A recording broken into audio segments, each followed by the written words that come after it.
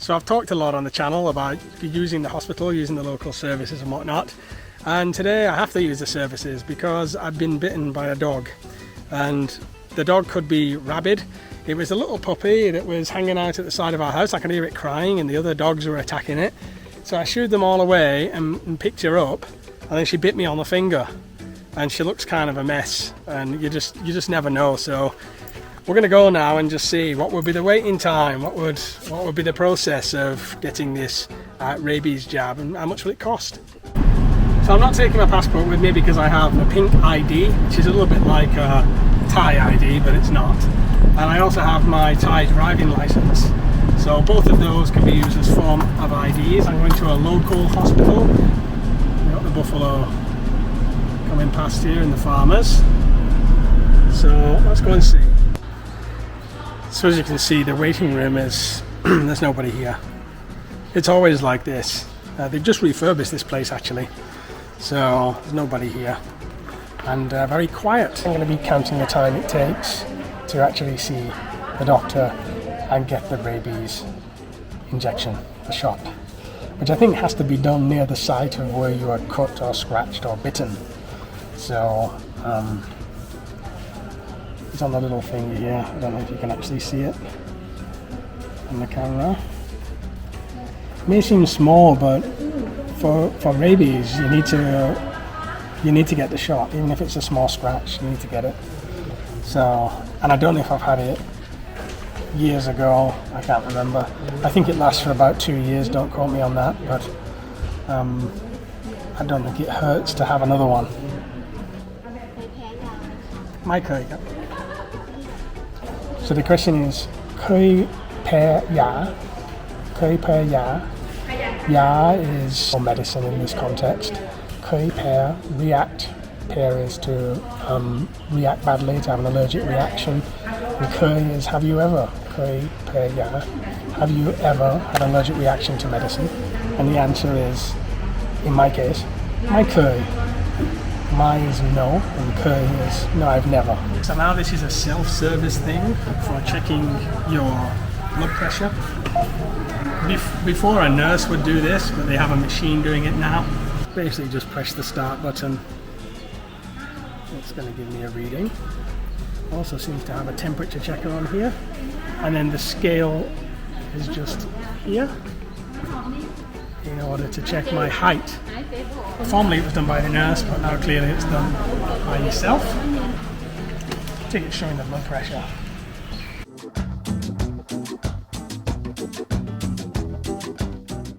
So that's checked height and weight, myself, and on to the next step. So the instruction is to go straight to the ER room, and so I've been here a total of about 5 minutes, and I'm about to see the doctor now in the ER room, which is just over that side of town.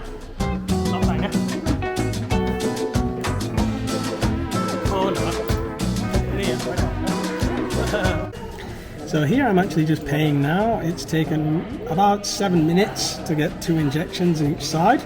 The total time in the hospital has been 7 minutes. I was considering using my insurance here potentially because I had no idea what it was going to cost for that injection. And it's 170 baht, so rest assured I won't be using my insurance for this. Problem is I've got to come back 3 more times after this. The rabies injection is actually 4 injections, and then each time I guess you pay 170 baht. So it's been a very easy, fast experience. I'm sure you can agree. There's next to nobody here. It was done. I couldn't film inside the ER, but it's done. There it is, 170. They give me an appointment card like this. It's 170 baht per one. I don't know what that would be in the UK. Probably free because it's the NHS. In the States, I don't know what it would be. But that was quite easy, huh?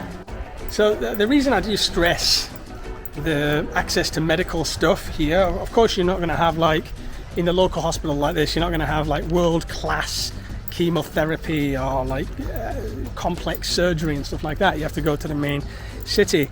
But I hear a lot, like Thailand gets a lot of stick of, oh, I could never live there because there's no access to hospitals and things like that. And you've just seen now that I'm seeing within 5 minutes for this stuff. I've hardly even been here 10 minutes, and it's just in and out. Like in the UK, for something like this, I know not that you would probably get bitten by a rabid dog in the UK. I'm sure some people have, but you wouldn't be in and out this fast. It would take maybe 4 or 5 hours, depending on where you are. If you're in London more, if you're in the north more. So there are certain benefits or like certain positives to being in Thailand on the medical side of things.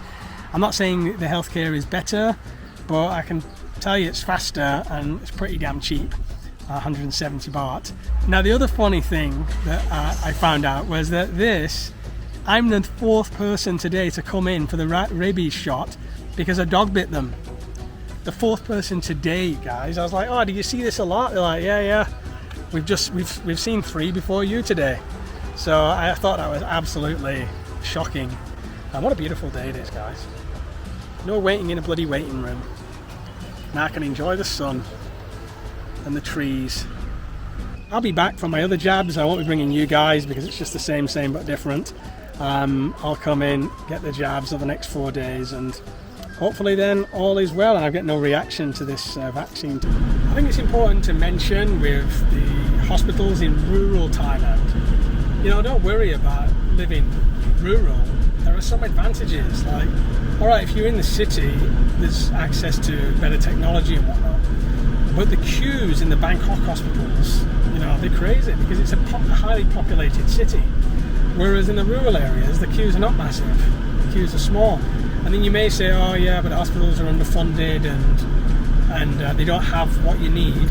Actually, there's been big pressure from Bangkok to make sure that the rural hospitals are taken care of. I think this has been an insight into the honest review for a small thing like this, for like a small emergency, how the local hospital can deal with it.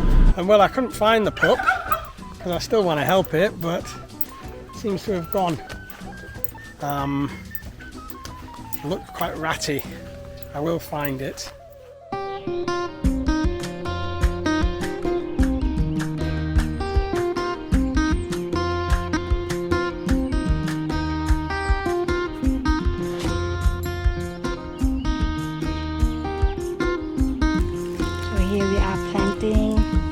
Vegetable, pak chi.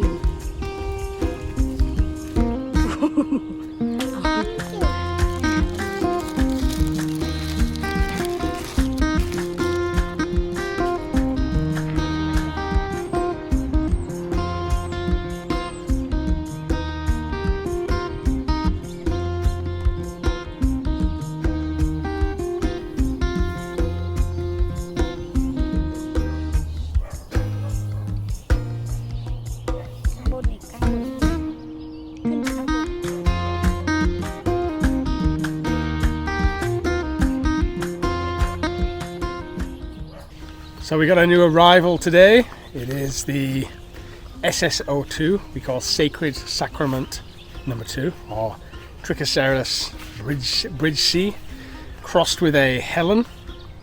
And it's a cactus. Come from Australia. It's been imported. It's known, it's close to the Bolivian torch. So originally this cactus is used in Bolivia as a sacred sacrament. Actually very difficult to get hold of, not easy to get hold of. It's been something I've wanted to add to the collection for a long time. I have some Trichoceros bridgesii over here. These are a Thai style one, and then I also have some Thai Trichoceros panachai, which are San Pedros. So it's exciting to get the Bolivian torch here on the farm. This one I'm going to have to grow it out, so I'm going to be planting it in lava rock, and then hopefully in the future I can cut from this and have more of them to propagate the collection. Alright guys, so I'm a bit gutted. I filmed this bit which was talking about cactus, about San Pedro, and for some reason my camera didn't pick up the sound. So I'm going to do a little voiceover here of what I was saying, and then we can get the information and not just see me miming the words. This is the SSO2 crossed with the Helen. So it is known as the Bolivian torch, or Wachuma. You can see the comparison there between the Thai version and this one's much fatter, slightly different colour, and I'm planting it using this lava rock. And the reason that you use lava rock is because it likes lots of air in its root system. Usually you want to do around 70% inorganic to 30% organic. Some people use perlite like this is perlite, but it's very light, and sometimes these cactus that grow very tall, they need a good anchoring, and so the perlite is too light to hold them in as they grow bigger, so it's better to use the lava rock. This I put in layers, so we do a layer of organic, layer of perlite, layer of lava rock.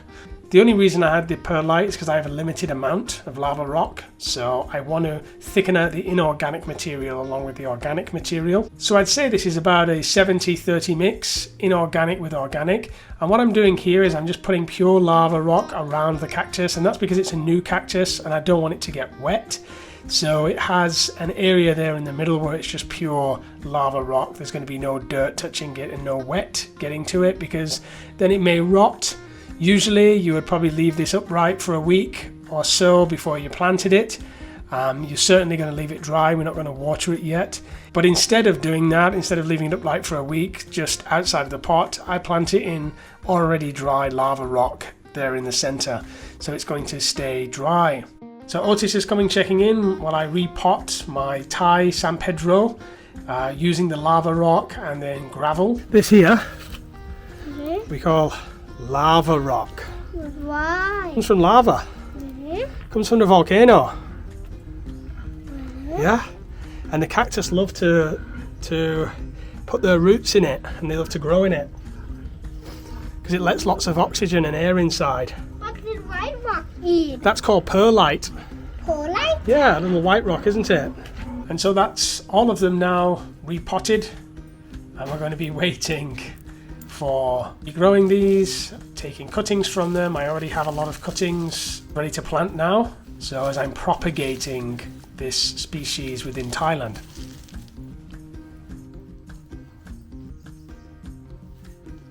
So we got the sun going down now. I'm just collecting nice bits of food for the rabbits. Got some hurapa, banana leaf. But I'll tell you one thing, guys.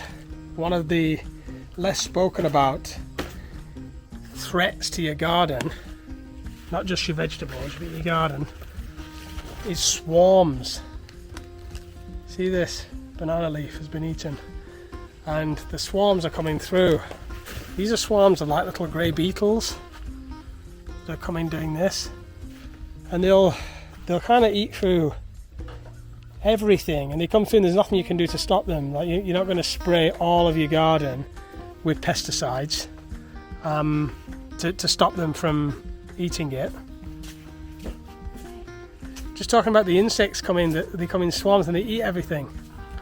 Worms. And worms too, and caterpillars. A lot of worms. But you see this is all those little grey beetles. And the caterpillars, they'll attack everything, yeah? And another example. Oh, I think Hugo just woke up. Another example here is the rose bushes.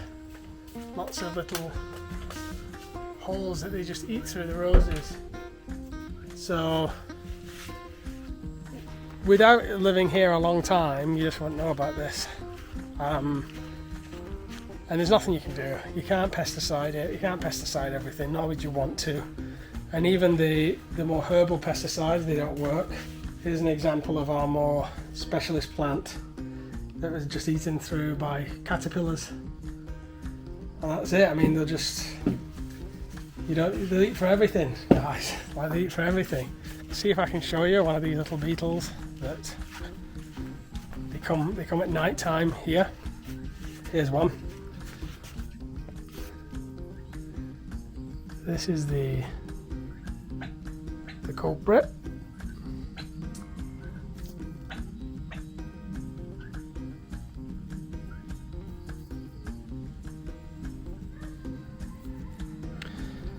There it is. And they just, I hope I got a clear shot of it. It's just like a little grey beetle. And they'll eat through, tear through everything, guys. So what can you do?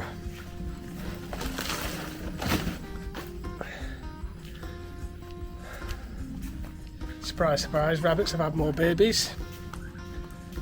That's what they do. That's what they do, guys. It's the circle of life.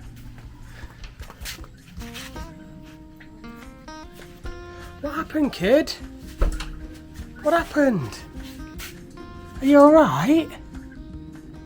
Yeah. Yeah, you're alright, aren't you? And I did decide to redo all of the peyote with this lava rock that had arrived, and they'll do much better like that. Happier already. They stay nice and aerated on the roots and nice and dry as well. They're not sitting in wet. So as the sun goes down here on the farm, that's it for this vlog. Hope you've learned a little bit of something about rural Thailand hospitals and cactus. I always try and keep it interesting for you. Now also for my USA based subscribers, there's a little shop open in the USA. It's called SHAMANS SHED. It's mine and Damo's little shop, and it's got stuff on there like turmeric, which is mixed with frankincense and pepper. Very, very good supplement, overall health supplement. There's some spirulina available there. There's lots of Brazilian coffee and other specialist coffees that you might want to take a look at. There's some 5-HTP. There's bits of everything on there. Links in description. SHAMANS SHED shop. That's only for US based subscribers, and that's because the shipping outside the US would be too expensive for everybody. SHAMANS SHED as a shop will be opening in Thailand as well. So I'm going to be heading to Pai. It's going to be about 2 weeks now, the big trip that's coming up. I'm really looking forward to that. So take care, everyone. I hope you're doing well. Thanks for joining us again. Stay well, stay healthy, stay happy, and stay dreaming.